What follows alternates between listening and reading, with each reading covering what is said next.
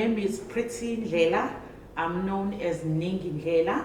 I'm based in Pinetown district.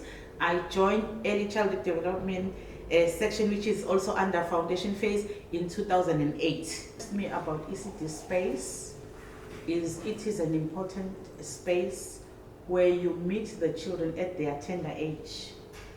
You are able to shape their future, and you are able to allow them to be developed at their own pace. Like for instance, because of the methodology or the principles of teaching in the grade R, as well as in the back to 4 space, children learn through play. So play does not discriminate age, race or gender. Everybody is able to play.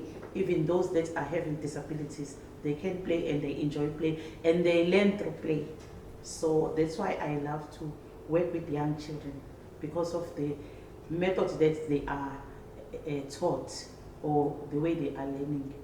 It also helped me to distress, because I also play with them. Allow them space to be developed, somebody that is going to say thank you to them, because it is also important to encourage and also to acknowledge the contribution that the teachers are doing, especially the teachers of ECD. They are somehow vulnerable or marginalized in a number of ways, but when they see me, we will always encourage them to develop themselves and to love the space where they are and love children. I think the training and the workshop that we've undergone was very exciting, and it has uprooted a number of things that maybe I, for one, was not aware of. So play has been brought to us in a very, very special way, whereby we could see that we are also learning, and we are just wondering how exciting our teachers are going to be when we disseminate this information and when we work with them through the tools that they have at school, because some teachers have got the kits that are being sent to them, but they don't know how to use them. So interacting and manipulating the resources that VVOB brought to us, it has highlighted and made us to see a global picture on how our children are going to enjoy.